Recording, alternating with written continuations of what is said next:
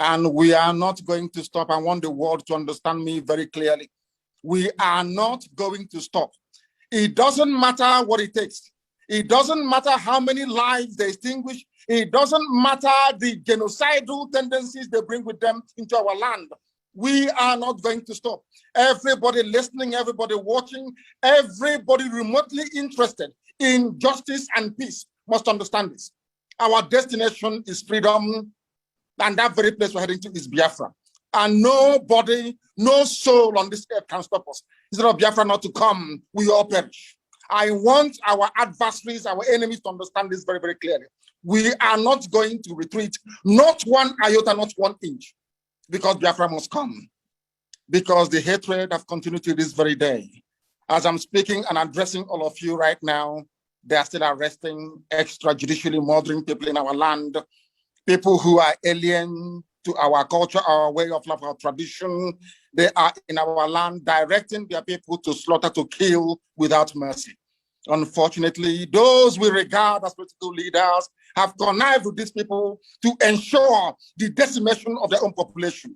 That is the type of nonsense we can no longer condone. As you all know, there is no significant Fulani presence in our land because our fathers taught us how to fight. And we are doing so today without apologies to any idiot. We're not going to apologize because we have been apologizing for nearly 50 years. And we have not gotten anywhere in terms of our collective advancement and development in the damnable zoological republic called Nigeria. That is why we must continue what we're doing. And that is why anybody who is remotely interested in the affairs of our people must understand this, that we are determined, doubly determined. 50 years, or should I say 54 years is a very long time, and 51 years since the end of the war. But now that we have come, or should I say now that God Almighty in heaven has determined that we should come, we are not going to relent. We are not going to do anything whatsoever to jeopardize the sanctity and the holiness of this very mission. We love our people.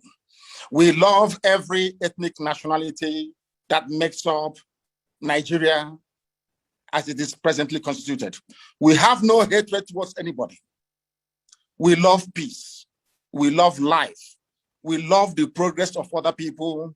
But we are in a country where people hate us for no reason, where people despise us for no reason, and we can no longer go on apologizing. And Nigeria as a state, the entire Africa as a continent must acknowledge. The same way they acknowledge the genocide in Rwanda, they must rise up to acknowledge the genocide in Biafra land, or else there will be no peace nor development in the whole of Africa. And I'm not saying it apologetically.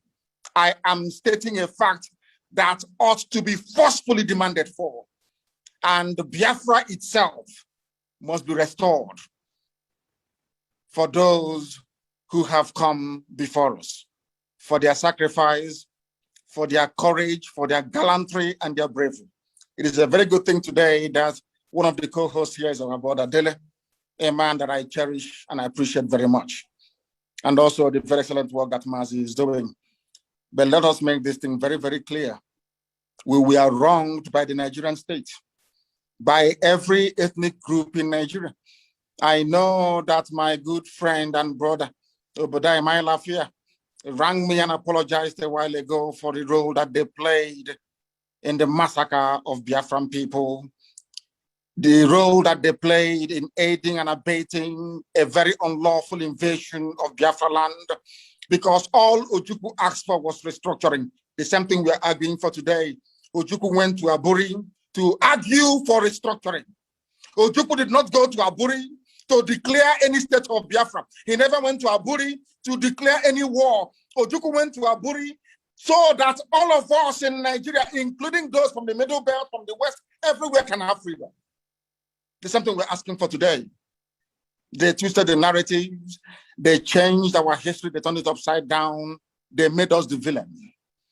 They tried to demonize our general, a man of peace that went to Aburi in Accra to go and in Ghana to go and negotiate for peace. A peace that Britain prevailed upon Gowon not to implement. But over the years, we've been taught that we are the aggressors. Such nonsense can no longer hold, it can no longer obtain. And that is why, as I said earlier, unapologetically, we are pursuing the freedom of Biafra. And nobody can stop us. Anybody on our path is going to fall, is going to die. Instead of Biafra not to come, every living organism in Nigeria will die, I swear to God Almighty in heaven, because we are not going back. It is a good thing today that some notable Nigerians are on this very platform discussing what transpired 54 years ago. Most have tweeted to say, may it not happen again.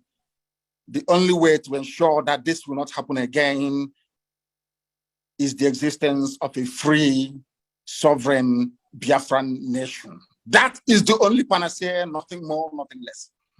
Before we came here, Ladipo Market was on fire. These vandals and vagabonds are in our land, killing people relentlessly. As I'm talking to you right now, they headed some people from Enugu to God knows where, maybe to go and kill them. And you have governors, you have political leaders, you have those who aspire to high office. They're all there. Nobody's talking, nobody's speaking, because they have a lot to benefit and to gain by us being Fulani slaves. Something that can no longer continue. Something we are not prepared to tolerate. That was something I said rather very fortuitously very many years ago. I said during one of my broadcasts on Radio Biafra that for Nigerians to understand that God is upset with them, that every tribe in Nigeria, every ethnic group in Nigeria will experience what we passed through during the Biafran War, that they too will also become refugees. And today, there are IDP camps everywhere. People that thought they were safe before now are fleeing their homes. There's something that happened to us between 1967 and 1970. And that is why our appreciation and our thanks for those men and women that fought to keep us safe can never, ever, ever be overestimated. We will continue to appreciate them. We shall continue to honor them. And I thank all of, those who are non-Biafrans. I understand that some people who are Biafrans came on this very platform and trying to play the script of their masters. That same divide and rule by saying there is something called Southeast and South-South. All bunkum. I have said it many times on many forums, on many platforms, that everybody in the East, we are all one people. I don't understand why people are hung up about this divide and rule of Gowon. It was Gowon that created Cross River State. Gowon created River State. Not because he loves the people of the South, not at all, but because he wanted to divide us. And we must rise up. We must rise up to the game of these people and say no to them. Now that Yoruba and Igbo are one, do you see them trying to play that game anymore? Now that Biafra and Oduduwa are one and inseparable, bonded together in one, do you see them playing their stupid games? I don't know why some people will come and say they're from Nigeria, they're from South-South, in order to perpetuate that very division, which the Fulanis have cleverly exploited over very many decades and many years. I don't know when we are going to learn. And the sooner we learn, the better for us. I thank all of you once again. And this very effort to recognize the genocide against Biafrans continues until the United Nations and the whole world rise up to this very challenge and acknowledge that a great deal of injustice was done to Biafrans. Tomorrow is our sit at home, complete and utter lockdown everywhere. And as I said earlier, I do commend the governors for coming out and saying that civil servants should not come or should not turn up to work tomorrow. It's a very good thing. We must all be bound together in order to ensure that Nigeria, first of all, takes the blame for what they did.